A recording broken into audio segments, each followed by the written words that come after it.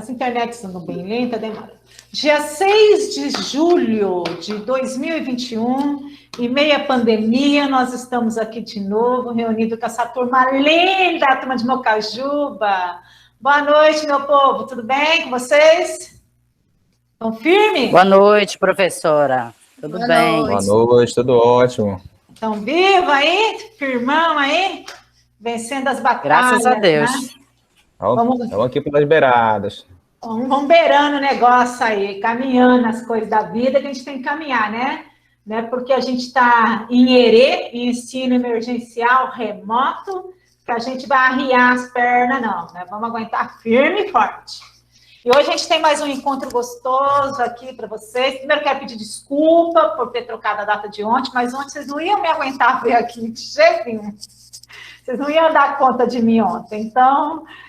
até poderia ter vindo, mas vocês não iam dar conta de mim, tá? Eu, meio mongol, vocês não iam gostar de mim, não. Então, preferiam me ver hoje, que estou bem melhorzinha. A gente vai discutir hoje um texto que eu preparei para vocês, porque a gente vem avançando na nossa disciplina de política educacional, com essa turma que é muito legal. Inclusive, quero elogiá-los, dizer que estou muito satisfeita com vocês, pelo aprendizado de vocês. E mostrar um pouco de como é possível evoluir nesses estudos das políticas, né? A gente já discutiu um pouco do que é a história da educação brasileira, a gente já discutiu um pouco do que é os trâmites, né, da LDB, as possíveis mudanças que se teve da LDB e as fatias da LDB, né? Chegando, então, a esse período da educação brasileira, nós vamos fazer o que hoje? A gente pensou LDB, pensou movimentação, a gente conheceu a historicização da educação brasileira, né? Desde lá de tempos remotos. Nós vamos hoje tentar entender um pouquinho o que é essa educação, o que são políticas públicas e principalmente as ações afirmativas. Tema tão polêmico, mas necessário de se pensar e se discutir a educação brasileira. E que afeta principalmente cada um e cada uma de vocês nessa sala. Principalmente as populações da nossa querida Amazônia. Principalmente os saberes e não saberes, né? A gente pensar em populações vulneráveis, a gente pensar aqueles que são chamados excluídos da história, como se chama Michel Perrault, né, na sua obra linda, chamada Os Excluídos da História, a gente pode discutir as questões das políticas públicas. E em voga, pensando na Amazônia Tocantina, da onde vocês estão inseridos, eu não poderia deixar de discutir essa temática, porque ela faz parte da legislação brasileira, e desde a década de 80, ela vem sendo um grande objeto de discussão em nosso país. Principalmente quando a gente chega hoje no tempo presente, que a gente vem rediscutindo essas políticas para a gente não perder direito dessas populações vulneráveis, principalmente em tempos de pandemia e de pandemônio nesse país que nós vivemos. Pensando nessa condição, que a gente precisa entender o que são essas políticas para que a gente não fale as coisas, enquanto educadores, sem domínio da palavra. Porque ter uma posição sujeito contra ou a favor, ideologicamente, é uma coisa. Agora, falar sem conhecimento, só porque ouviu falar em fake news, ou porque o meu partido acredita nisso, naquilo, é outra condição. Mas nós, enquanto educadores, enquanto educadoras, precisamos conhecer esse trâmite da educação na política brasileira, porque é essa a nossa função enquanto educadores e educadoras. E isso a gente não pode se negar, né? Então, a gente precisa saber muito bem qual é esse processo, tá? A gente não pode deixar de saber de como isso funcionou nesse país. E essa é a posição sujeito de um educador. Pensando nessa perspectiva, eu achei um texto bem didático, porque é um tema que talvez vocês não tenham tido contato direto, né? E eu não queria trazer esse tema de uma forma que fosse pesada para vocês, tá? Eu pensei em trazer ele de uma forma mais leve. Eu acho que tem colegas chamando lá para entrar na sala que estão vendo. Então, eu pensei em trazer ele de uma forma mais leve para vocês, para que vocês funcionassem e entendessem a compreensão desde as categorias. Quem leu o texto aqui? Levanta a mãozinha.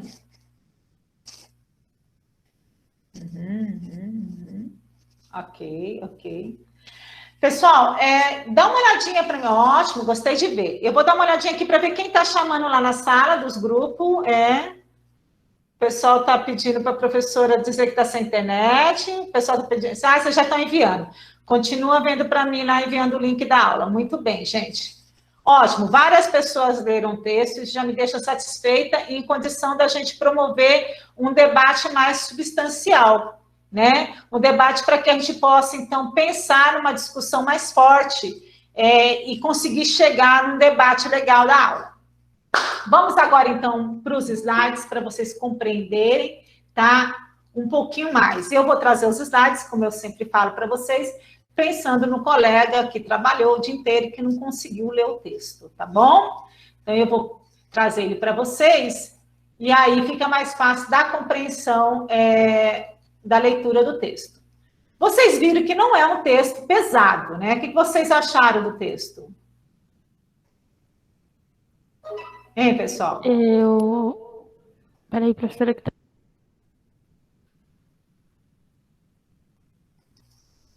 Só falar, Ana. Acharam difícil? Tá me ouvindo, Bro? Tô, querida, pode falar. Só um minuto, deixa eu diminuir aqui. Assim, né, o texto ele é bem didático. Aí, assim, ele põe, né, as leis, põe as informações em ordem cronológica. Mas o que me chamou muita atenção nesse texto foi que ele explica como é que acontece esse racismo e também sobre a questão institucional, né? Como é que acontece esse racismo institucional, que não é aquele racismo que a gente está acostumado do preconceito a respeito de características físicas ou sexuais ou alguma coisa assim, mas está relacionado a simplesmente a tomadas de decisões que favorecem muito mais pessoas que têm condições financeiras abastadas do que o pobre, do que o negro. E isso é como se fosse uma organização que vai sendo tomada, priorizando algumas partes e também deixando de lado outras. Ontem eu assistindo uma série, falou uma frase bem interessante que eu vou levar para minha vida, que fala assim: toda decisão a favor de uma coisa é contra a outra. Então, é muito interessante quando a gente toma isso. Então, toda decisão a favor de uma coisa é contra a outra. E diversas vezes, na política, diversas vezes nessa tomada, nessa arquitetação política, muitas decisões, entre aspas, a favor de uma coisa foram contra especificamente outra coisa. E essa coisa geralmente tem a ver com esse racismo institucional. Creio que era isso que o autor queria passar. Muito bem. Nesse caminho. Você vê como a leitura faz a gente mobilizar outros sentidos, né? E a gente muda o nosso olhar. Alguém quer falar mais alguma coisa, meus queridos e queridas? Oi, professora. Oi. Achei bem didático esse texto do Arroio, né? O nome dele.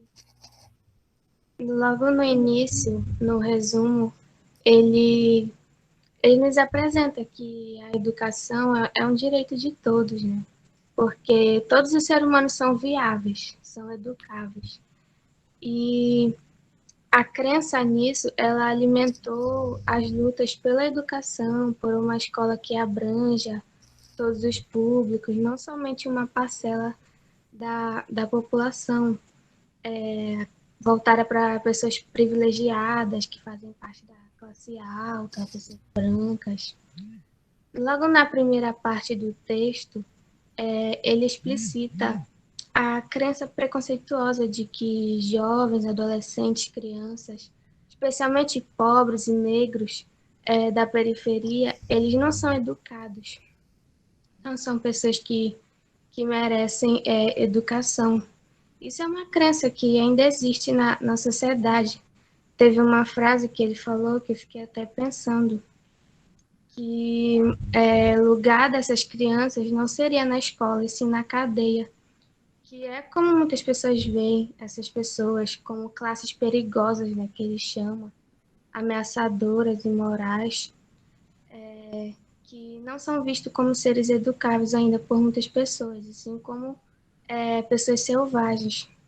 Essa visão racista, discriminatória, ela não permite que essas crianças possam mudar os seus destinos, aquele meio em que elas vivem, que elas não possam ter um outro caminho, um outro futuro, por meio da educação, né?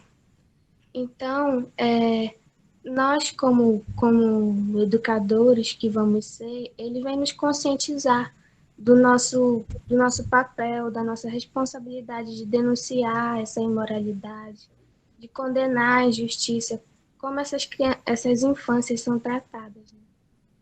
E comprometer essas crianças e adolescentes, jovens e adultos em projetos, em ideais éticos, porque nós devemos também reconhecê-lo como humanos, como viáveis, como educáveis.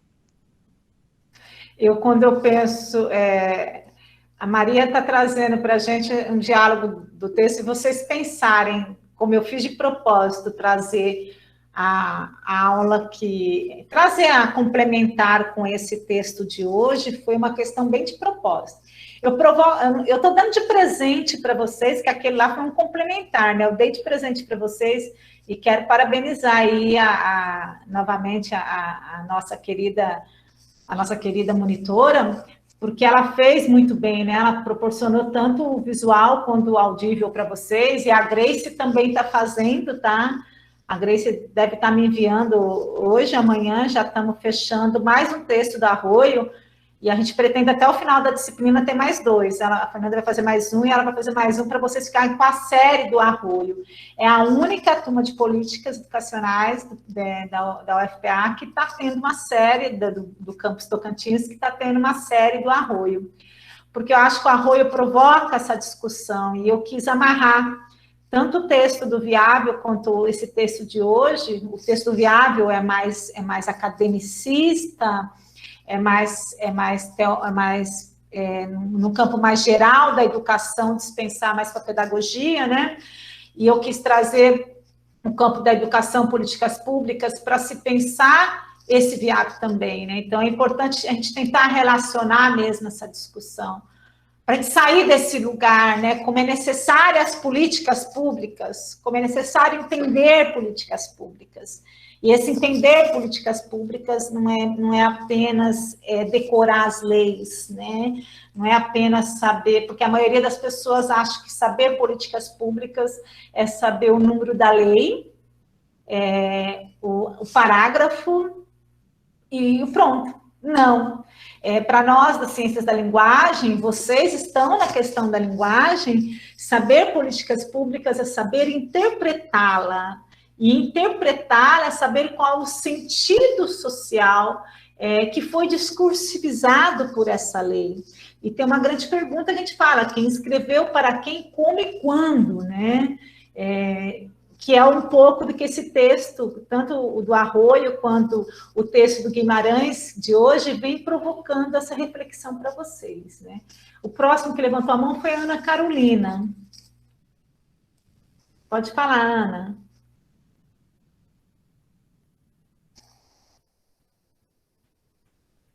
Ana, pode falar? Estava com o microfone desligado.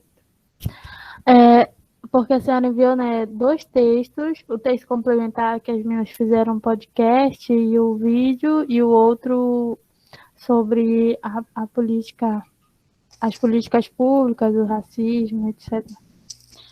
Aí, falando, né, sobre o que a Eduarda falou também, eu achei muito interessante, porque, assim, algum tempo atrás, a gente leu um livro sobre o Dalcídio Jurandir, e ele fala sobre essa marginalidade, como foi que Belém surgiu, como é que na visão literária, né? Não sei se a senhora já conhece. Aí, como é que essas crianças eram marginalizadas, como era que elas cresciam. E é muito interessante, porque tem uma perspectiva da escola dele, quando ele chega na escola, e toda aquela coisa, porque o grande sonho dele era estudar lá numa escola específica e fazer e se formar lá. Se formar não, mas estudar lá, né? Ter o reconhecimento lá. E é muito interessante essa questão das periferias em relação à educação, em relação principalmente às transformações advindas da educação e de como essas oportunidades elas realmente podem mudar o cenário do nosso país, mudar o cenário social do nosso país. É incrível essas discussões. Eu, assim, sou apaixonada para ler e compreender esse movimento, né? Maria Odilene. Professora, boa noite. Boa noite, Quando eu estava vendo, né, eu assisti tanto o vídeo no canal do YouTube quanto ouvi o podcast, né? E aí, uns dias atrás, eu estava conversando com uma colega minha que ela é formada em pedagogia.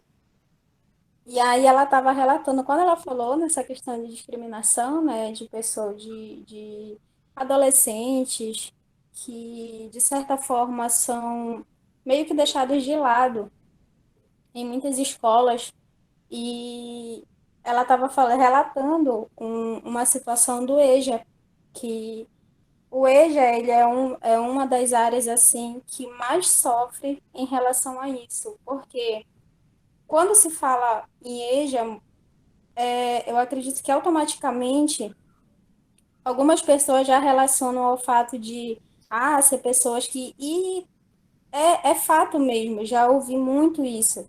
O EJA é a pior turma que tem, porque é aluno que se envolve com drogas, é aluno que se envolve com roubo, e não sei o quê. E aí acaba que excluindo eles da parte da educação. E aí ela estava contando que quando ela teve a experiência de fazer o estágio numa turma do EJA, ela falou, eu me encantei, porque é uma turma muito criticada pelo fato de que ali tu vê de tudo, são pessoas de todos os tipos de vida que tu possa imaginar, e o tanto que eles são deixados de lado, porque muitos professores só chegam ali, enchem o quadro e pronto, só copia, não explica, não fala nada. E aí, porque quando o aluno desiste, eles falam, porque esse aí não quer nada da vida. Mas muitas das vezes eles não reparam a maneira como eles estão colocando o ensino para aquela pessoa.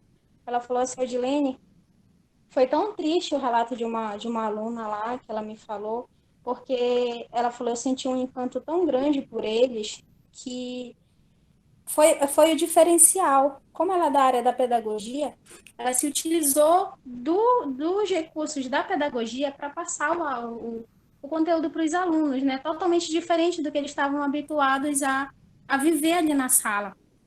E aí ela falou assim, teve uma aluna minha que falou assim, professora, quando fala assim, a Luane o nome dela, quando fala assim, professora Luane vem ministrar aula para vocês, era uma alegria, todo mundo participava, ela falou, todo mundo participava por conta da maneira como ela conduzia a aula e chamava a atenção do aluno.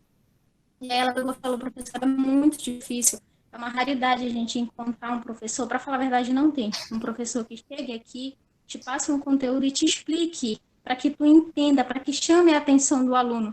E aí, quando o professor só chega, passa o conteúdo, não explica nada, meio que automaticamente ele já critica aquele aluno, ele já julga aquele aluno pelo fato dele ser um ladrão, pelo fato dela ser uma garota de programa ou algo do tipo.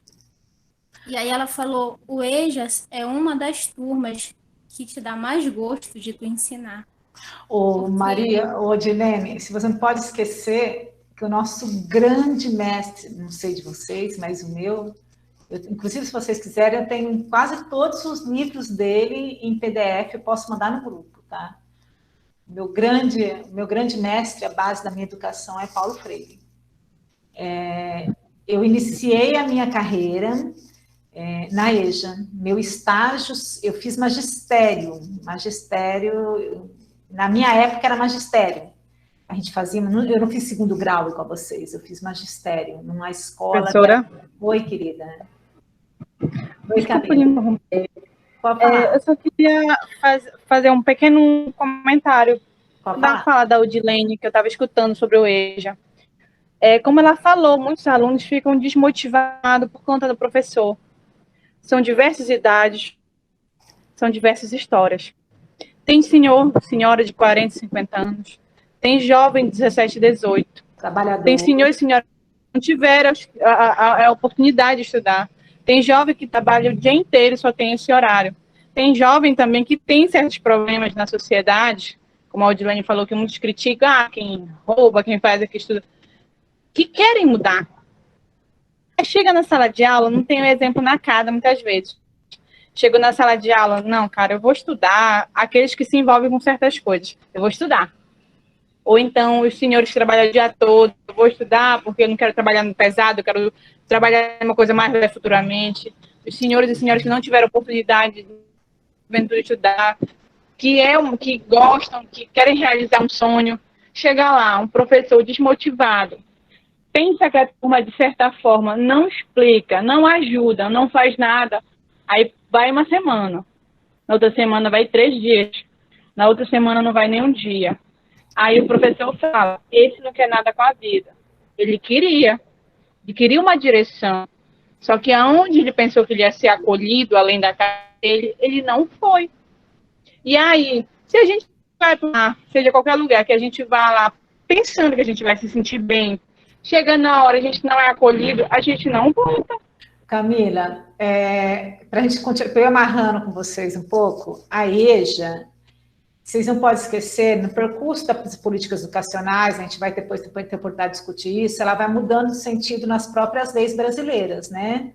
A EJA, ela começa como suplência, né? Assim, ela vem como Mobral, vem suplência, ela até o próprio nome da educação de jovens e adultos, ela vem se mudando. Eu orientei um doutorado sobre EJA apenas, tá? Se vocês quiserem também posso indicar no grupo, posso mandar para vocês, onde tem todo o percurso político educacional sobre o doutorado. Então, sobre EJA eu estudei muito, porque a gente pegou as leis desde o Brasil, Império, até o tempo presente, por que a questão da educação de jovens adultos vai sendo excluída na educação brasileira. E a gente tem uma questão muito séria também. A EJA, infelizmente, se torna aquele período que o professor vai acumular para complementação de carga horária. Então, a EJA, ela se torna complementação de carga horária, a EJA recebe o resto do material didático que sobra na escola e vai o resto para ela. Né? Então, não tem material específico. Então, tem outras discussões que a gente faz de políticas educacionais próprias para a EJA. Né? Existem alguns municípios, e aí eu posso te falar que tem até um livro que eu participei na construção desse livro, e tem um artigo meu, eu posso indicar para vocês, posso até enviar, que eu escrevi sobre isso. Na cidade de Campinas, por exemplo, nós teve um projeto só sobre educação de jovens e adultos, onde o material é específico para a EJA, e a EJA é feita lá para trabalhadores. Então, a EJA é separada lá, tem a EJA para os jovens, tem a EJA para trabalhadores, e o próprio currículo é diferenciado, né? Então, o currículo atende à necessidade dos trabalhadores. Então, o horário de atendimento, por exemplo, da EJA na cidade de Campinas é o horário dos trabalhadores. Então, eu, como professora da EJA de Campinas, eu dava o horário que os trabalhadores podiam frequentar, que era o horário de chão de fábrica. Então, assim, eu estou dando alguns exemplos para vocês. Então, porque políticas educacionais têm que ser feitas com seriedade. E a EJA é uma das políticas que não foram feitas com seriedade, né? E o próprio Paulo Freire já aponta isso nos seus livros, né? Quando a gente pensa na política, na pedagogia da alternância, quando a gente pensa na pedagogia popular, numa educação popular, né?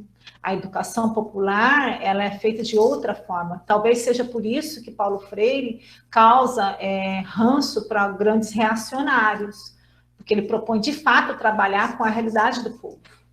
E quando você pensa trabalhar com a realidade do povo, isso inclui políticas públicas com seriedade, tá? Para eu dar continuidade, quem levantou a mão? Retirar. Quem levantou a mão? Vou dar continuidade no texto, a gente continue abrindo aí. Isso, que essa discussão que vocês levantaram da EJA é muito séria, porque ela interfere principalmente nessa questão das políticas educacionais. Por isso que é importante que a gente saiba o que é política educacional. Né? Se a gente não souber, vou mandar sim, Matheus, eu vou mandar os livros do Paulo Freire no grupo para vocês. Se a gente não sabe o que é política educacional, se a gente não sabe entender qual é essa ação, o que ela significa, a gente não vai saber o que são políticas públicas. E por isso que eu quis provocar esse texto mesmo de políticas públicas com vocês. Então, primeiro eu comecei o que é o ser um ser humano inviável ou não inviável, né? A gente tem que entender o que é isso, né? Porque a gente depois vai discutir a questão da humanização. A Grace vai trazer para vocês daqui a pouco a questão da humanização. A gente fala que a educação tem que humanizar, mas eu já sou humana.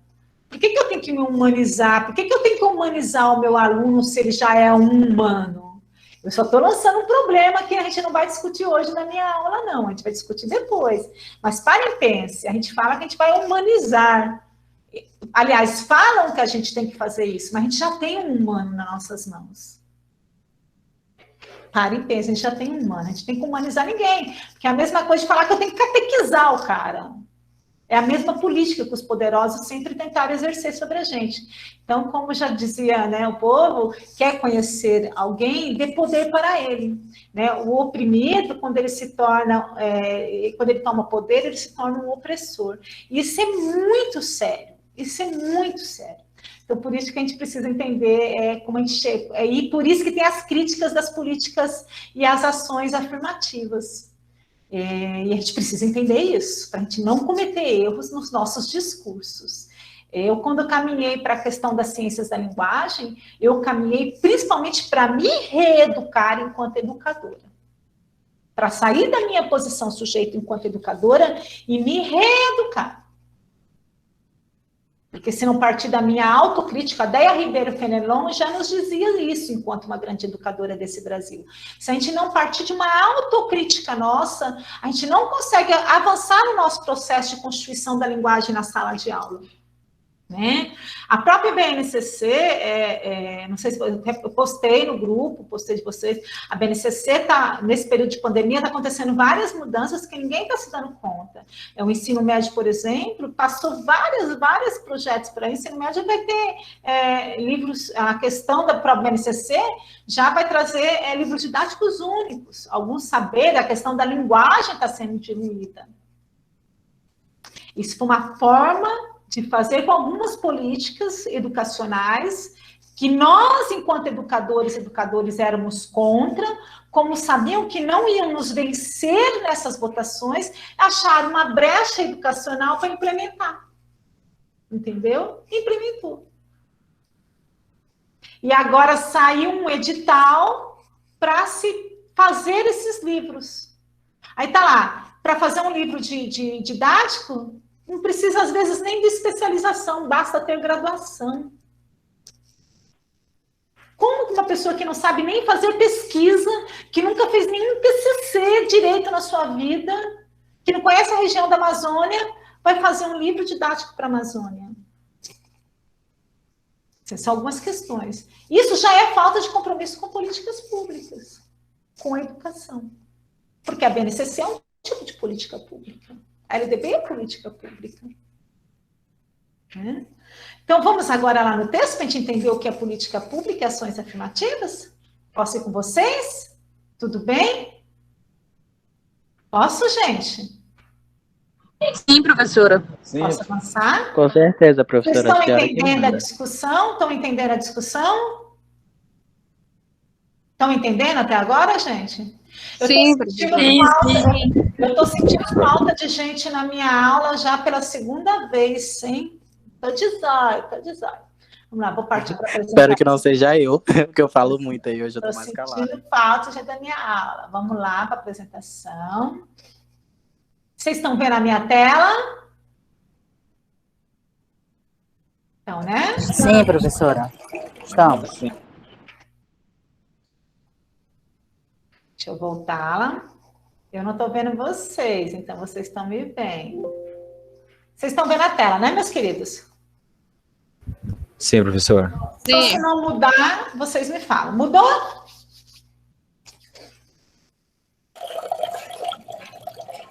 Aqui não, professora. Tá no primeiro, professora. Ah, então eu vou interromper. Não dá para ver ainda. Eu vou interromper aqui e vou voltar, porque já sei o que está acontecendo. O Meet, ele mudou agora, então a gente tem que fazer assim, né? A gente tem que ser esperta com o Meet. O Meet, ele mudou a estrutura dele, então a gente tem que deixar ele só numa apresentação, sabe?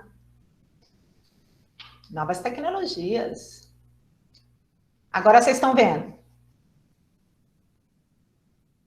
Não, agora. Sim. Ah, Agora sim. eu estou acompanhando aqui com vocês. Vamos lá.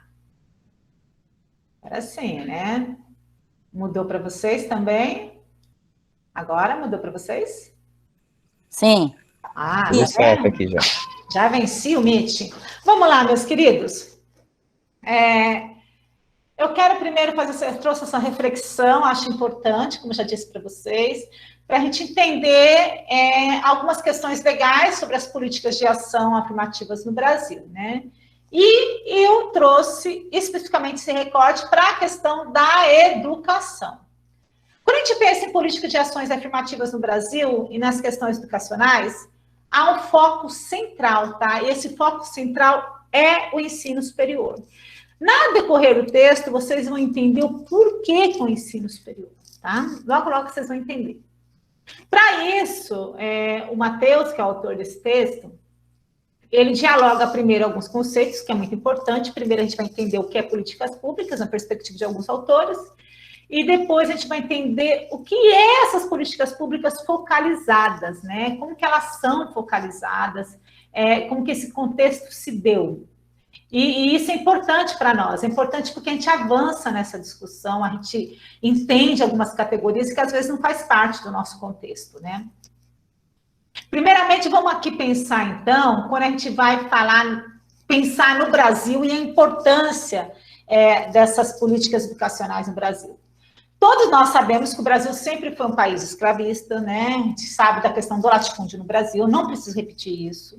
E a gente sabe como a gente ainda é ligado a essa cultura de monocultura, como a gente ainda a gente traz em nosso tempo presente, a gente traz ainda essas práticas culturais ligadas a esse discurso da questão da escravidão, ligada a esse discurso do poder do latifúndio, né? Essas brigas ainda constituem-se no tempo presente, basta te ver quantas mortes indígenas estão aí presentes, basta te ver a PL que acabou de ser aprovada aí no governo, que os nossos indígenas estão em Brasília lá, na luta, né? Ao retrocesso que teve as leis brasileiras por falta de políticas públicas, as políticas públicas fazendo diferença, e mais uma vez, uma grande parcela da sociedade está sendo prejudicada, né? E aí a gente vai pensar como que uma minoria dessa sociedade sempre foi beneficiada, né? Isso não é novidade para vocês, nunca foi. E a gente está retomando isso para a gente entender o porquê dessa necessidade, da gente pensar nessas políticas afirmativas, né? Porque sempre houve uma desigualdade política, social, econômica e cultural. Essa desigualdade é pautada principalmente na questão da concentração de rendas, né? Por mais que eu fale que não precise, há uma questão de concentração muito diferenciada. Basta olhar para nós mesmos aqui dentro dessa sala, né? Muitos direitos nos são tirados, são privados. Existem colegas que estão agora no chat dizendo que não pode acessar minha aula porque eles não têm uma internet legal como a minha, por exemplo, ou como a da Camila, né? Então, tem colegas de vocês que não têm o mesmo direito que cada um de vocês que estão aqui. Nós temos uma colega de vocês que está lá no interior, que ela tem que achar um lugar no final de semana para assistir as minhas aulas online. Então, ela é privada de um direito dela, que seria ter acesso a uma educação em período de pandemia. Isso é muito forte para mim, eu não sei para vocês, mas isso para mim me deixa assim, me deixa muito, me toca muito, porque é algo garantido por lei, você está entendendo? E para mim, lei não se discute, lei aplica-se. Para mim é ponto final. Só que se a minha própria Constituição diz que tem que ter direito a transporte escolar, que tem que ter direito à alimentação, que tem que ter direito a tudo, e a gente não tem. E aí, com todo esse movimento, a gente tem que pensar, então, nessas políticas públicas que acabam, muitas vezes, sendo entendidas como um caráter fragmentado, assistente e excludente, né? A gente escuta muito disso por aí, né? Porém, essas políticas públicas também são usadas, principalmente pela questão do capitalismo, para fazer o quê? Para não alicerçar uma política universalizante. O autor foi claro nisso, né? E esse é um olhar que, de fato, é usado pelo Estado. Então, cria-se várias fatias, a gente viu muito disso, para que não se resolva um problema geral, né? E aí o Mocelin, né, e o Guimarães e o Murtinasso traz uma citação que é ótima para nós. Olha, as políticas sociais são concessões, conquistas mais ou menos elásticas, né? A depender da correlação de forças na luta política entre os interesses das classes sociais e seus elementos envolvidos nas questões. No período da expansão, a margem de negociação se amplia. Na recessão, ela se restringe. Então, nós sabemos muito bem como é o jogo político em toda essa situação. E nós sabemos muito bem como isso acontece. Quem aqui se lembra de um político que falava assim? Eu gosto muito de trazer uma palavra, eu adoro trazer isso, até trago aqui para a tela para poder ver vocês. Meu povo e minha póvoa. Né? Tinha um político que falava muito isso. Aonde mais que a gente escuta essa palavra? Meu povo, meu querido povo brasileiro. Eu amo meu povo. E pega as crianças e beija. Aonde que a gente vê foto de político sentado comendo pastel na feira? O povo brasileiro me representa. A palavra povo. É povo daqui, é povo dali, é povo daqui. Eu cheiro o povo. Existe um período do ano que a palavra povo não sai da boca de pessoas que nem sabem o que é povo. Nem sabem o que é povo. Então, os usos das palavras, como a linguagem, vocês são professores de língua portuguesa, nós somos professores de língua portuguesa. Então, assim, paremos e pensamos com o uso da palavra. Existe uma autora chamada Geneviève Boulanger, tá? Tem um livro chamado O Povo por Escrito. Esse livro é ótimo, O Povo por Escrito. E ela pega a palavra povo e vai. Qual é o adjetivo de povo, se vocês pararem de pensar? Povo, popular, né? Popularidade, não é? Não é isso? Povo, popular, popularidade. Quem que quer ser popular, quem quer ter popularidade? Povo, população. População é muita gente, né? Quem que precisa de muita gente de massa? Então, olha para você ver como as palavras fazem sentido, tem sentido. Eu sempre alerto vocês para trazerem as palavras primeiro e para pensar, né? Se você pensar nesse contexto, como que isso é usado, né? E é por isso que eu gosto muito de trazer isso para pensar as questões das políticas públicas também, né? E nesse período de expansão, de pensar o que é povo, o elástico é negociado, né? Então, a gente sempre vive à margem dessa negociação, que se amplia nesse período, né? De povo, minha pova, acontece muito, e essa questão da recessão que se restringe quando não tem mais interesse. Só que na década de 80, no Brasil, é um período muito interessante, é quando se ocorre um grande, né? A gente está passando por várias mudanças políticas, não podemos esquecer, nós estamos aí com o fim da ditadura, né? Enfim, a redemocratização do país, né? E os caras pintadas na rua, né? O próprio movimento foi usado, não podemos esquecer disso, que estão tentando fazer agora também. E ocorre, então, esse grande aumento dos movimentos sociais, do movimento negro, que passa a cobrar do Estado as questões principalmente raciais. Aí você vai falar para mim, por que, professor André, as questões raciais? Gente, não tem como não negar. Porque a maioria da sociedade brasileira vem conectada a essa questão do racismo, né? E por conta disso, a questão do movimento negro é muito grande no nosso país. É uma conquista imensa e maravilhosa por todo o país. E o movimento negro conquista esse espaço, né? O movimento negro conquista esse espaço, e ao conquistar esse espaço, ele passa a lutar por seus direitos, a fazer, a reivindicar por tudo que se estava atrasado, por sua história, por sua memória, né? E, diante disso, surgem-se várias ações afirmativas, tá? E, para isso, a gente tem que entender, então, o que seria esse conceito de políticas públicas, né? E aí o Teixeira vai dizer para vocês assim, ó, as políticas públicas são diretrizes. Então, primeiro é diretriz. Princípios norteadores de ação do poder público. Então, primeiro, políticas públicas é algo que dirige. Segundo, que envolve o poder público.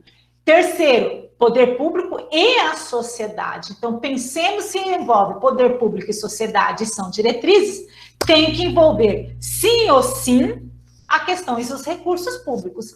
Não há políticas públicas sem recursos públicos, impossível. Então, as políticas públicas são fatos muito complexos, porém dinâmicos e multifocais. E aqui nós não podemos sempre pensar nessas políticas públicas, apenas reduzi-las a uma questão administrativa. A gente nunca pode querer reduzir as políticas públicas a uma questão administrativa.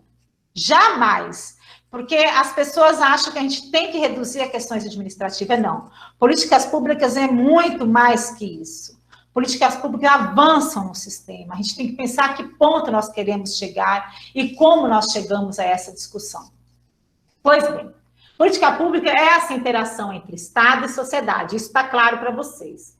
As políticas públicas é uma mediação estatal pela busca da promoção e de justiça social. Tudo bem.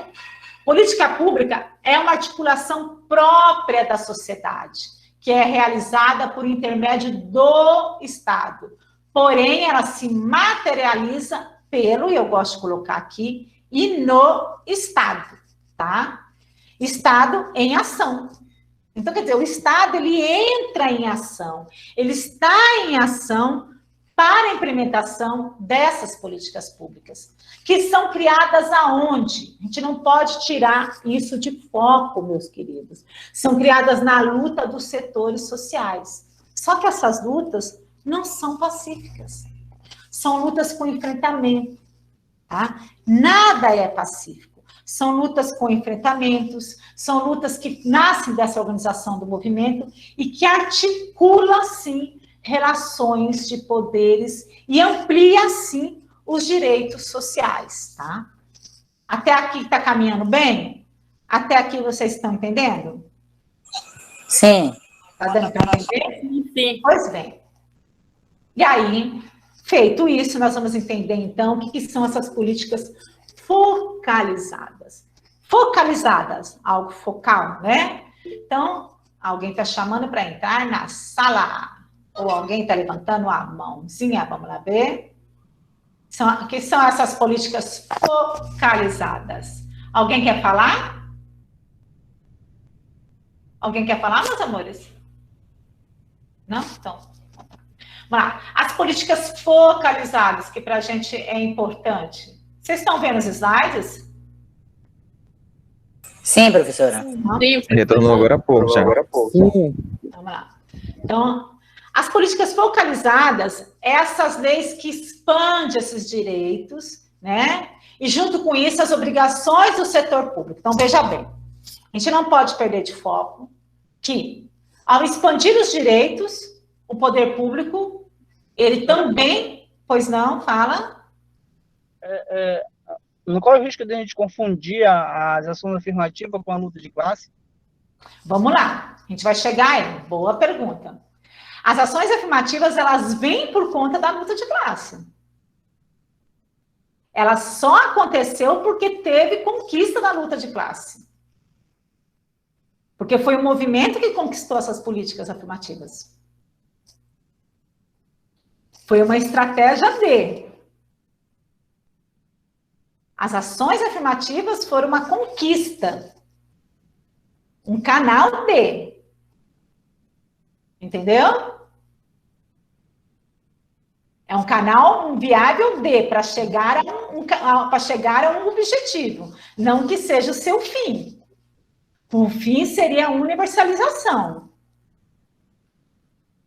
Então, por isso que tem as políticas focadas. Na verdade, nós queríamos escola pública e gratuita para todos de qualidade, certo? Não é isso que nós queríamos? Só que nós sabemos que mesmo defendendo uma escola pública e gratuita para todos de qualidade, nesse processo, continuam os negros ainda não tendo o mesmo acesso que os brancos. Eu entendo, professora, que a ação afirmativa do governo pode mascarar a luta de classe, dando a entender que está funcionando, e não está. É isso que o autor está falando ali para a gente. É isso que o autor está apontando para nós no texto. É isso que o autor aponta no texto, Odilson. O autor aponta no texto justamente isso que você está colocando. É isso que o autor está colocando no texto. O autor deixa isso muito claro no texto. O autor coloca no texto que isso é usado, o capitalismo usa isso como forma de mascarar. Isso é dito no texto, claramente. O autor apontou isso no texto. Só que ele diz também que a gente não pode deixar de exigir esse avanço. Porque quando você ver a historicização das políticas afirmativas, você vai ver como a gente chegou até um canal, porque sem elas, até hoje, a gente não teria as cotas. Vamos pensar nas cotas. As cotas, para nós, é um grande problema, porque a intenção era que, principalmente, as universidades todas garantissem. Mas quem que garantiu? Só as públicas. As universidades particulares, que são a maioria, 80% das vagas de ensino desse país, do ensino público, do ensino superior, não garantiu. Então, por que as políticas públicas não funcionam? As políticas de ações afirmativas? Porque não tem fiscalização. Porque se fosse exigido, de fato, a implementação nas universidades particulares, elas estariam funcionando. Sem contar que tem a corrupção também, né? Sim, aí que você chegou. Agora a gente está discutindo. Aí que o autor diz isso no texto, Odilson. O autor ele não esconde isso no texto. Ele começa o texto dizendo que essas políticas são inicialmente geradas em função do capitalismo. E eu comecei aqui minha fala dizendo isso para vocês. Elas são perigosas. Mas a gente não pode deixar de avançar. Porque se a gente não tivesse avançado com isso, a gente não teria nada. O problema está quem dirige. E aí a gente vai chegar aqui quando a gente entende a história da educação dessas políticas públicas. Vamos avançar aqui para você ver. Quando a gente avança nas histórias das políticas públicas. Se você pensar que na década de 80, principalmente os textos constitucionais dos países latino-americanos, a gente avançou muito nos termos de proteção social, no sentido focal, não universal, está vendo aqui? No sentido focal, a gente avançou, mas não para todos, está vendo?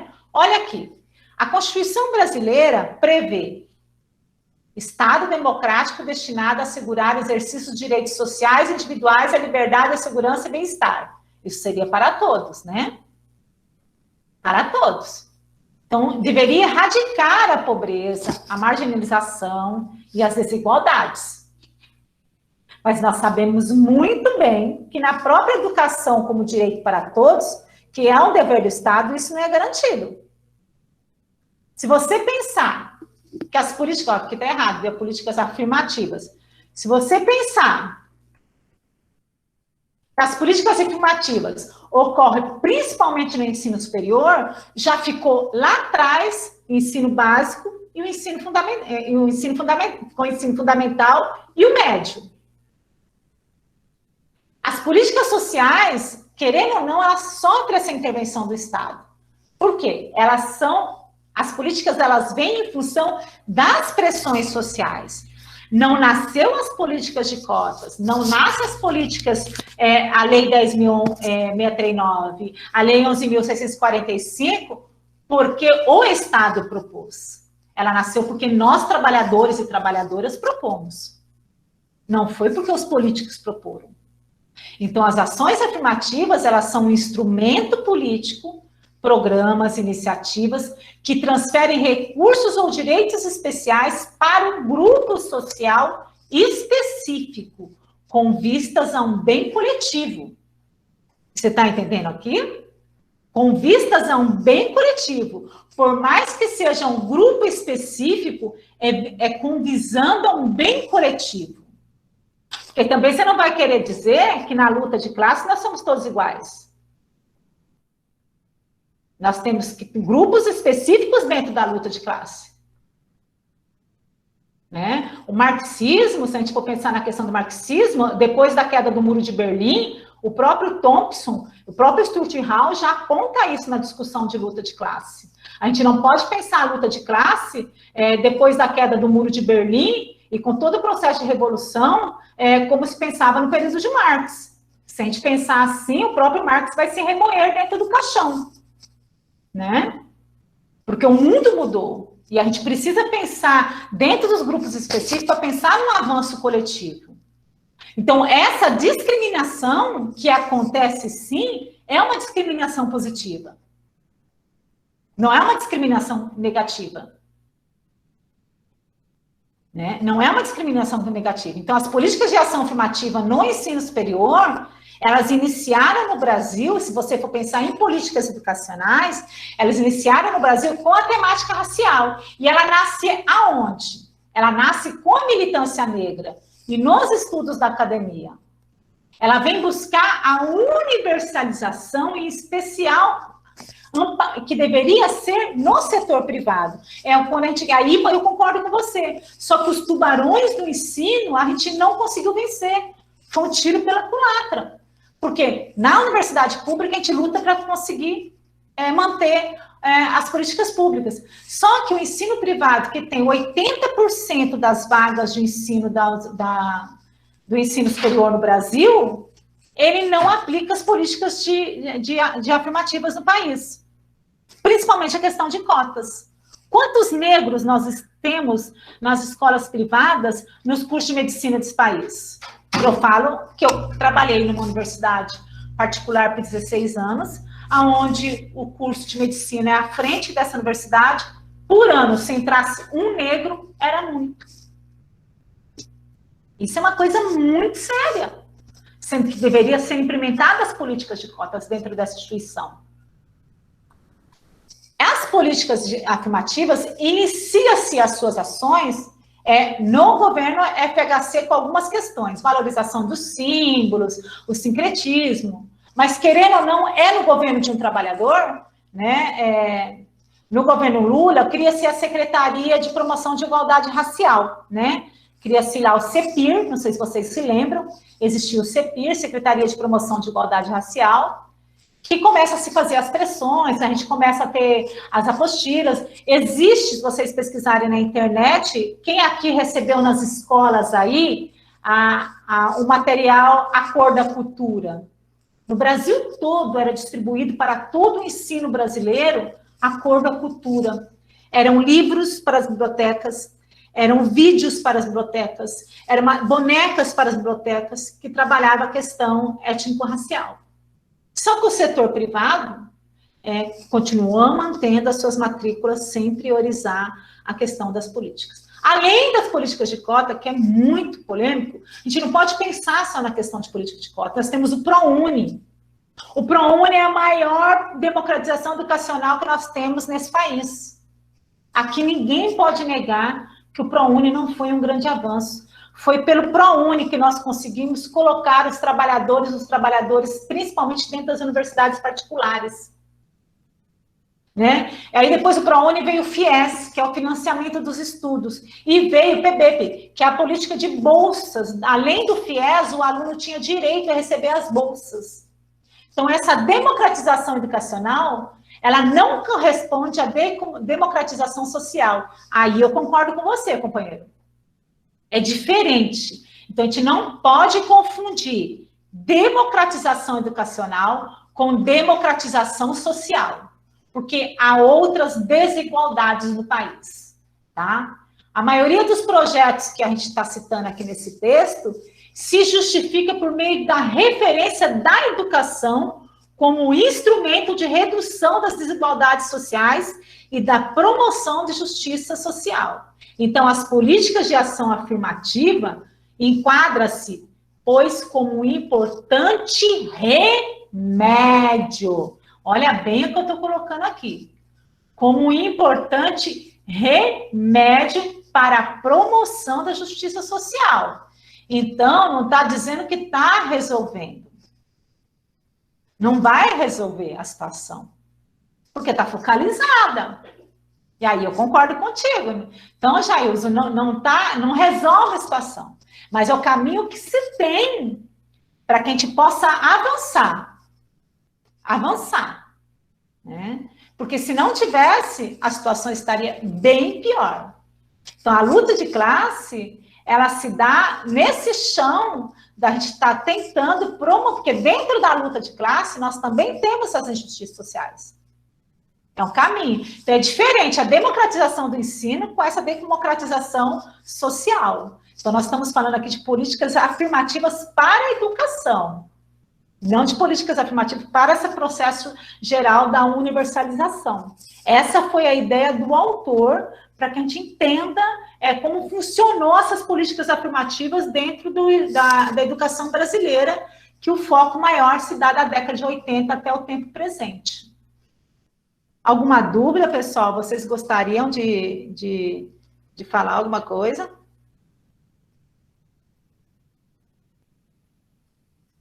Vamos lá. É bem complexo, né, professor, assim, porque ele põe vários conceitos e diferencia, por exemplo, o que é as políticas públicas, o que são as tomadas políticas, as tomadas de decisão política, porque às vezes a gente põe isso tudo num só pacote e acaba misturando as coisas.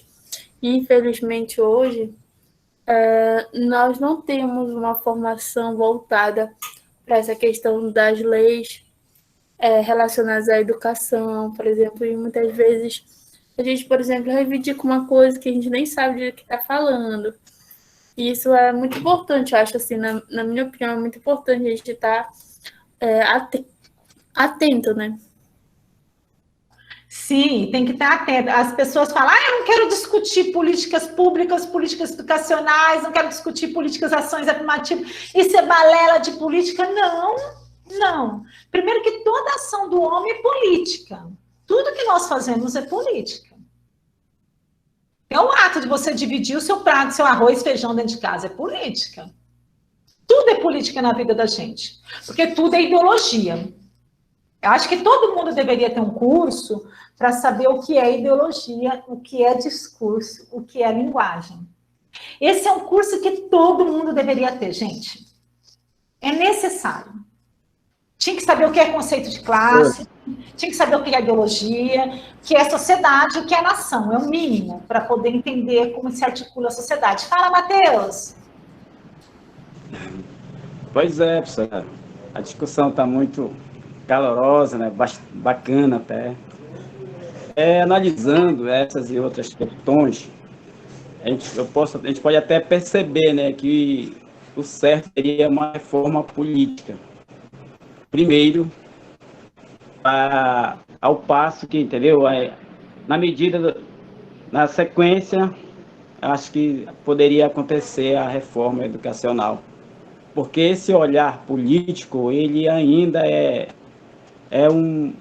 o divisor de águas, podemos dizer, né?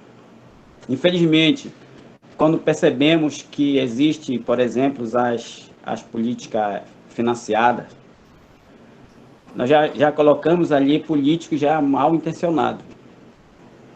Então, a partir daí, ele já vai com um determinado objetivo de legislar para uma determinada categoria. Aí daí, então, nossos anseios como povo, como sociedade, ele é distorcido, às vezes, ludibriado por projeto, assim, digamos assim, miudinho, entendeu? No intuito de acalmar os ânimos da sociedade, entendeu? Justamente por conta desses políticos mal intencionados. Então, primeiramente, deveria se ocorrer de uma forma política. Aí sim, ficaria mais fácil de fazer uma reforma educacional de qualidade, com certeza, porque todos os nossos anseios acerca da educação, infelizmente, incrível, e às vezes ele nos deixa constrangido. que às vezes a gente luta, o professor, digamos assim, ele dá tudo de si e não é reconhecido como realmente uma peça fundamental na construção dessa sociedade. Entendeu? Infelizmente é uma pena, né, que É triste. nós temos que conviver com essa realidade, infelizmente. É isso aí, pessoal. Muito obrigada, Matheus. E a gente é considerado nada, né? Às vezes, você vê agora na pandemia, quantos que... Aliás, vou repetir, a gente nunca foi tão valorizado como na pandemia. Nunca. Ô, Cidelma, pode falar, querida? Boa noite, professora. Boa noite, companheiras. A minha percepção em cima dessa situação que nós estamos discutindo já é que a população ela não tem a informação que ela deveria ter de cada situação, de cada setor. E a partir de então, se houvesse essa informação a todos de forma explícita, né, sem estar sendo velada, sem estar sendo manipulada pelo poder público, porque a ele cabe o maior interessado que essas políticas públicas venham acontecer, mas de forma a levar para ele o benefício e não se estender de forma geral para todas as categorias, né, para todas as classes. E eu acredito que a internet hoje, ela é a nossa maior ferramenta, que a gente consegue expandir, disseminar essas informações e reunir todos para uma discussão quando se envolve o poder público, porque é dessa forma que a gente consegue, sim, fazer com que a gente passe a ser ouvido, né, e colocar todas as nossas problemáticas em questão e que seja discutida. Sim, uma coisa que vocês colocam, que a gente fala assim, pensar nessa questão, eu gosto muito de trazer esse trajeto da historicização, né, das leis, para a gente entender as mudanças, né, a mudança que se teve depois, a gente não pode, a década de 80 é um corte muito primordial, né, se você for pegar as leis, como elas são constituídas da década de 80 para cá, e como que elas vêm mudando de um tempo para cá, né? Ontem eu estava escutando as narrativas, eu gosto muito de falar de narrativas na televisão, tirei um tempo ontem para ouvir, né? Eu estava de cama, como que os discursos mudam. Então, assim, observem sempre, enquanto educadores, enquanto educadoras, os discursos. Mas também gosto de ensinar para vocês enquanto prática. Nós temos que olhar as nossas práticas, né? E aí eu retomo novamente a questão da autocrítica, a nossa prática, porque a gente fala de políticas afirmativas, e a gente tem políticas, por exemplo, a região amazônica, o que seria de nós, na Amazônia Tocantina, para muitos meninos e meninas desse interior, sem as políticas da Bolsa Família, sem as políticas da bolsa da pesca, lá, do salário de pesca, né, que é importantíssimo para os pescadores, que quando não tem o período de pesca, se não tiver aquele dinheiro, vocês sabem o quanto isso afeta essa região, né, e a gente sabe muito bem como a Bolsa Família faz uma diferença muito grande nessa região, para os nossos alunos das escolas, para muitos de vocês que estão comigo aqui agora, isso é muito importante a gente dizer também, né. Mas eu observo, porque eu fico muito tempo aí, eu não estou agora porque tem pandemia, mas se acabou a pandemia eu me enfio aí. Mas eu observo também como que os discursos se distorcem das práticas realmente, né? A gente tem que também se avaliar. A gente vê como que isso acontece na prática, quem usa, se de fato usa. Ontem eu brigava com um orientando meu, que ele dizia para mim, professora, eu vou pedir bolsa, e eu perguntava para ele assim, mas você me dizia que, mas por que você vai pedir bolsa? Eu falava para ele, e sendo que você entrou no programa me dizendo que você não precisava da bolsa, e tem um colega teu que precisa mais que você, e você está me mandando um documento dizendo que você não tem renda, e você tem renda. Eu questionava ele assim, sabe? Mas porque todo mundo faz isso, e foi essa resposta que eu tive. Então, assim, isso, para mim, como educadora, me fere muito. Então, porque todo mundo faz, a gente tem que fazer. Vocês estão entendendo onde eu quero chegar? Então, me digam o que você faz, o que nós fazemos enquanto pequenas ações para mudar todo esse movimento. Então, acho que parte de nós, enquanto educadores também, essas políticas públicas também e essas ações, né? Porque a gente olha muito o que está se fazendo, a gente também tem que fazer. O movimento força isso que a gente faça, né?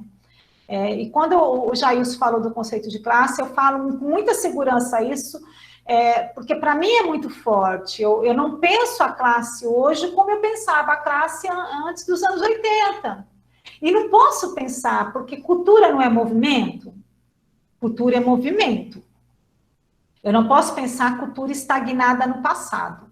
Cultura é toda a ação do homem, é o cheiro, é o afeto, é o dengo, é a arte da cozinha, é tudo. Cultura é tudo que nós fazemos, né? E cultura é discurso, é linguagem.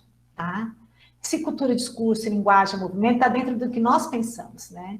E as práticas culturais são práticas discursivas.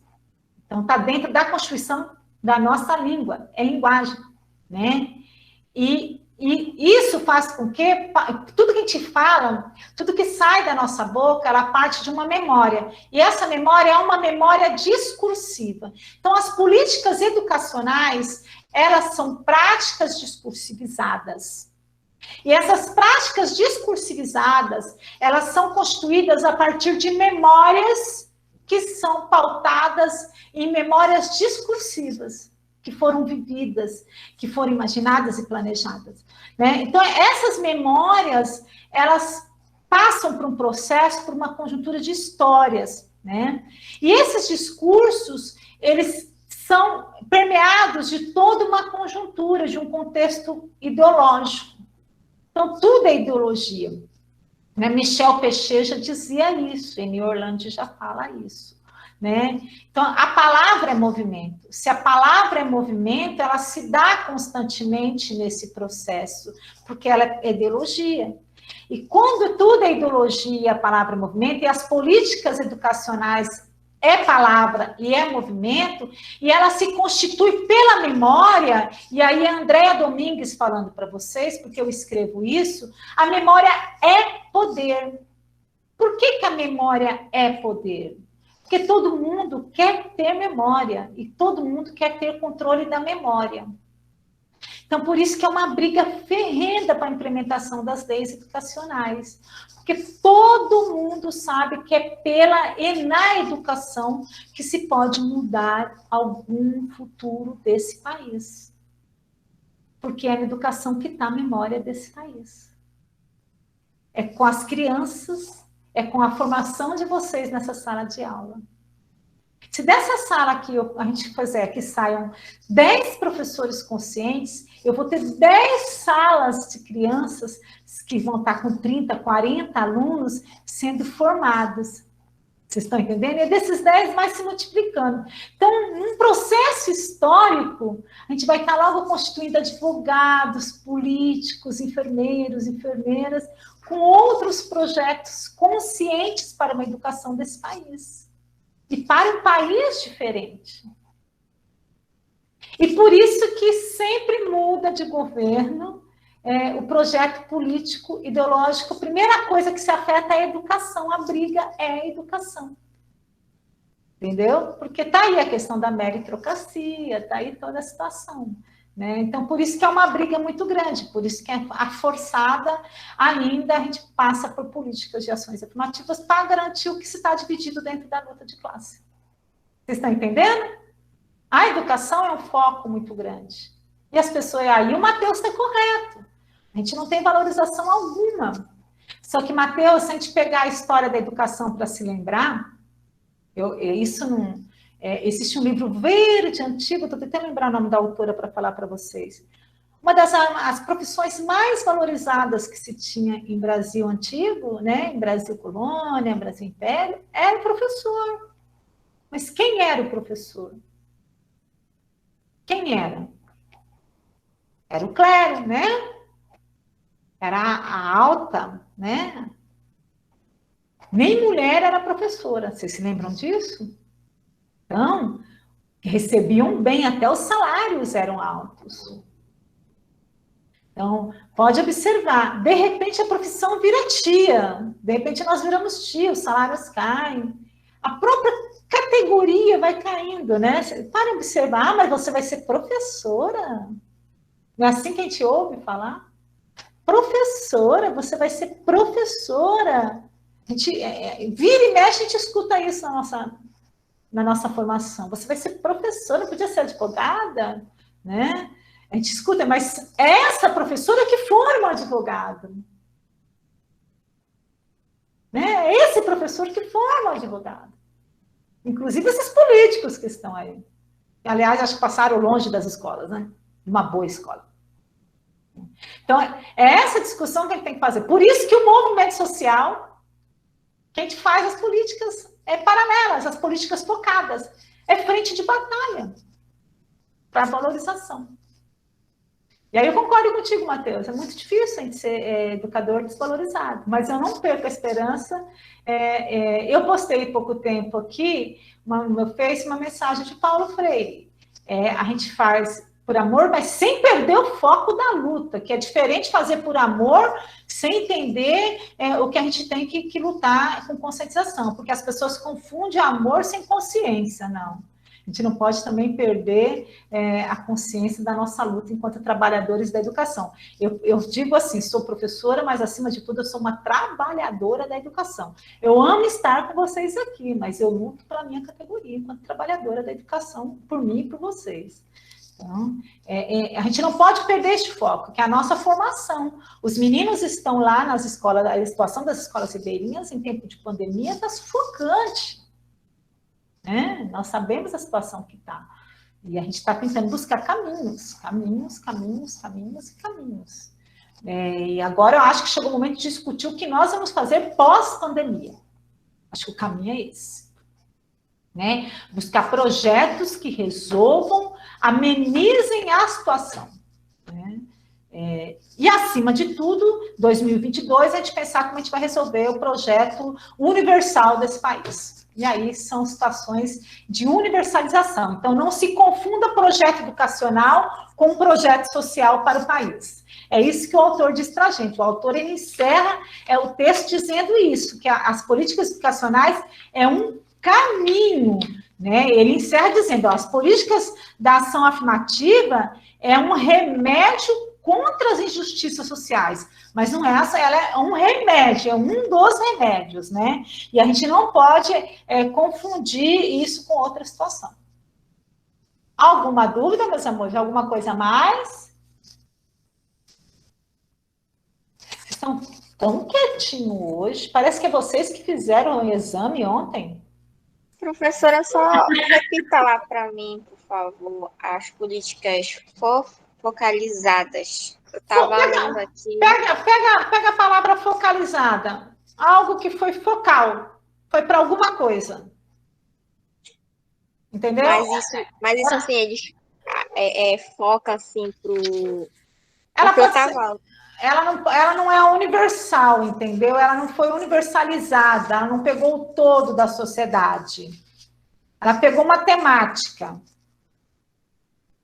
Ela pode pegar a questão do negro, ela pode pegar só a questão da falta de transporte, você está entendendo?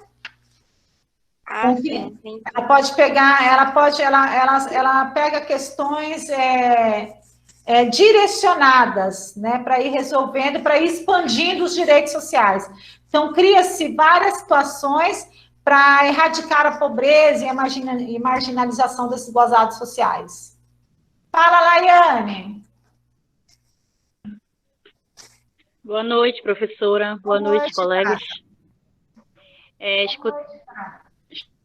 Escutando aqui a aula, né, e fazendo um estudo das aulas anteriores que eu não estava, falar sobre política educacional, hoje, nesse cenário que a gente está vivendo, é bastante... É um tema, assim, é uma disciplina que eu é a minha realidade, né? Política educacional, não se pode falar de política educacional e não entender a realidade que a gente está vivendo. nós como futuros professores, como docentes, como alunos, né? Essa questão de fingir que está ensinando e eu finjo que estou aprendendo, né? Eu sou professora da base e é muito angustiante quando você quer estar em contato com o aluno, quer estar passando esse processo de ensino-aprendizagem e você não tem como, não tem o que fazer. E os nossos governantes, a nossa elite superior também finge que nós estamos ensinando, né? Então, essa realidade, assim, a minha realidade ribeirinha aqui é uma realidade muito difícil, né? Mas, como a senhora está falando, não devemos perder o foco, não devemos perder essa iniciativa de querer fazer diferente, querer fazer o novo, querer fazer uma educação melhor para nossos alunos, para nossos filhos, né? E também nós temos que estar por dentro das políticas educacionais. Quais são as políticas educacionais que se enquadram com a minha realidade, que se enquadram na minha escola, que se enquadram no meu município, para que eu possa fazer o melhor. Então, é muito importante, se a gente for ficar falando... A gente vai falar a noite toda, porque é um tema bastante amplo. Eu estava lendo o material hoje, gostei muito como eu mandei mensagem para a senhora. E gostei bastante mesmo, fiquei horas escutando a aula. Gostei muito, tá, professora? Ai, que bom, Nayane. Era essa a minha muito contribuição. Muito bom vê-la aqui com a gente, viu? Fico feliz de você ter conseguido. Quem mais, gente? Quem mais, gente? Obrigada, professora. Eu que agradeço. Assim, a minha realidade aqui, meus colegas sabem, né? Tenho que pegar um barquinho, ir para um outro lado, sinal. Aí eu enfrento a noite de cobra grande, pirata, bandido, toda essa realidade. É verdade, professora, é verdade. Algumas coisas, mas... Eu conheço a São muitos, professora. Professora, são muitos colegas nossos que enfrentam essa realidade difícil de estudar, né? Tanto presencial quanto agora, nessa plataforma remota, né? Está sendo um desafio para todos nós. E tem aqueles que têm uma dificuldade maior, e para os professores também, né? Não é fácil ficar sentado o dia inteiro e sair uma turma e entra outra turma. Eu acho que todo mundo mesmo tem que por isso, gente, ser forte nesse momento. Por isso que vocês pensem. Quando eu fui convidada para dar políticas públicas aqui, falou turma de Mocajuba, meu olho cresceu. Eu prefiro dar aula no interior.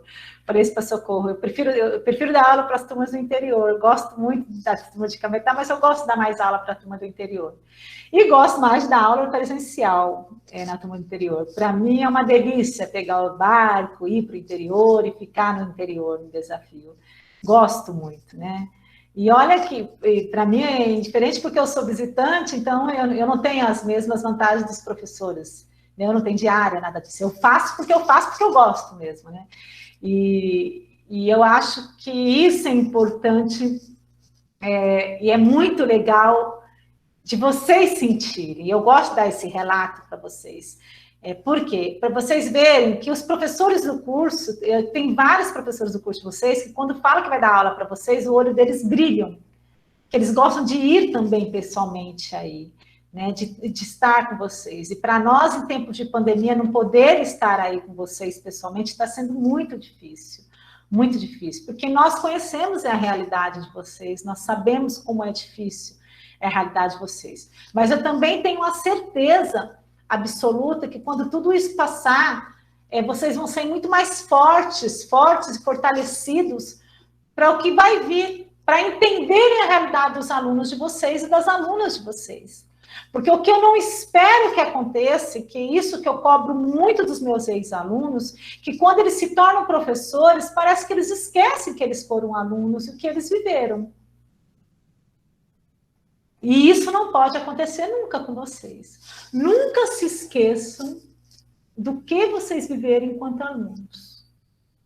Eu sou a professora que eu sou porque eu nunca me esqueço de me colocar no lugar de vocês.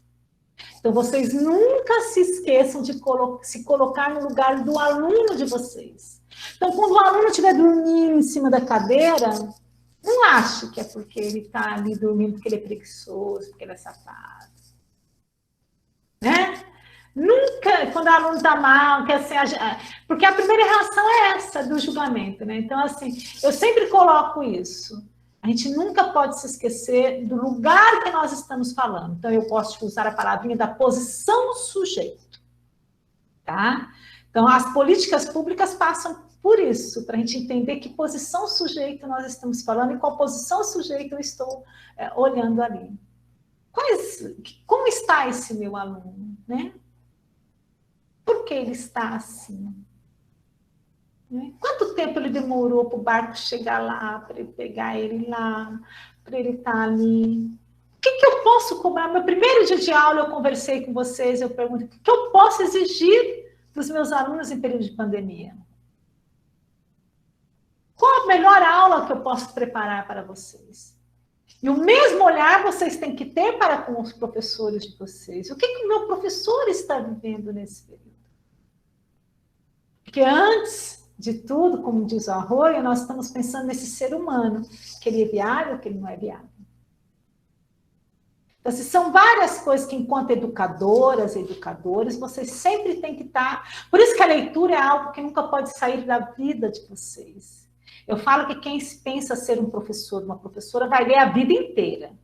Ai daquele que acha que vai para a sala de aula e vai ficar com aquele caderninho, dando aquelas aulinhas, vai ser um péssimo professor. Péssimo. Vai ser um péssimo professor pro resto da vida.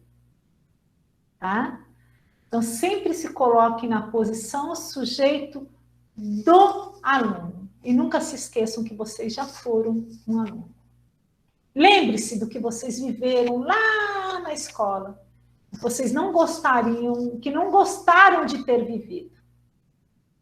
E que não queriam que se repetisse com vocês. E aí a aula de vocês vai ser uma supimpa. Vai ser melhor que todas. Professora, a senhora tocou num assunto aí bastante pertinente, me fez lembrar de uma coisa. De um assunto que eu posso falar com propriedade. Acho que na minha infância, lá para a pré-adolescência, eu trabalhava com a minha mãe na roça. E eu não tinha tempo para estudar. Ou seja, eu trabalhava a manhã toda na roça com ela e à tarde eu ia para o colégio. E na minha casa não tinha energia. Então era o quê? Na lamparina. O que acontecia? Eu lembro que foi um período meio conturbado e eu não conseguia estudar para fazer a prova. E eu tirava nota baixa na matéria dessa professora. Aí, como eu ia repetir de ano, ela falou para mim que eu ia repetir de ano porque eu não levava a sério meus estudos. Mas ela não procurou saber o que estava acontecendo comigo, o que tinha por trás daquelas notas baixas, qual era a minha realidade. Então, o que a senhora falou aí é interessante, que muitas das vezes a gente tem que se colocar no lugar do aluno e procurar saber o que está acontecendo com ele. Por que ele está tirando nota baixa? Por que ele está chegando atrasado nas minhas aulas?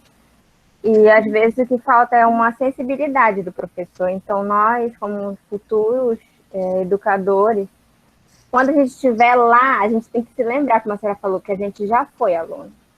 Sim, isso é primordial. A gente nunca pode perder o sentido do que... Eu falo que se as pessoas tivessem amor no coração, as coisas seriam bem diferentes. Alguém entender o texto de hoje, gente? Sim, professora. Supimpa? Sim, professora. Bem, professora. Bem.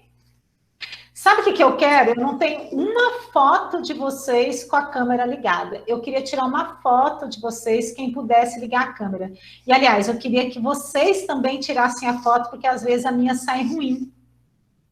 Né? No primeiro dia a gente tirou, professora. Ah, mas não estava todo mundo. Eu queria todo mundo hoje. Ah, tá. A Nilza brigando comigo, credo, Nilza. Vamos lá, vamos tirar uma foto bonita? Vamos lá, tirar uma foto, vamos lá, que não tá todo mundo, ó. Vamos! Aí vocês tiram e mandam pra mim. Para, eu sou uma mulher de fotografia. Para com isso, eu adoro fotografia. Para com isso. Ai, quanta gente bonita, assim eu vejo vocês. A gente narrada com cara de sono. Ah, fica é bom, vamos lá. Quem puder, abre a câmera, cara. Quem puder. Aí vocês tiram também, quem puder. Só apareceu gente de óculos agora. Vale ponto. Quem ativar a câmera. Não faz mal, Anne, só quem puder, tá? Só quem puder, para fazer uma palavra. Ai, quanta gente bonita. Ai, eu vejo a cara de vocês. Ai, que legal, ó. Ai, que delícia, queria estar aí com vocês. Ai, que coisa boa. Todo mundo que já pode te ligou? Aham. Eu vou bater aqui, vocês batem aí. Eu vou bater aqui, vocês batem também e mandam lá no grupo, tá? Tá bom? Beleza. Ó, Nilza, você desligou, Nilza, isso. Vamos sorrir agora. 1, 2, 3. Tirando. Aham. Tiramos, isso. Muito bem, meus amores. Manda lá no grupo, tá bom? Ó, uma boa noite. Fiquem com Deus. Usem máscara, tá? E quinta-feira, nosso encontro, né? Já vou mandar lá no grupo para vocês, já o cartaz de quinta-feira, tá bom? Um beijo. Beleza, professora. Obrigada. Beijo, professora. Excelente aula de hoje. Beijo, boa noite. Ah, chamada aí no grupo. Eu esqueço a chamada, eu falo para vocês, não adianta. Assina aí, ó. Assina o nome do Boa noite, professora. Boa noite, colega. colegas. Obrigado por tudo. Assina aí no chat a chamada, por favor. Isso. Vamos assinando. Se lembrar do colega que saiu da aula, a Grace saiu, assinem para ela, por favor. Mas... Sem vocês lembrarem que saiu.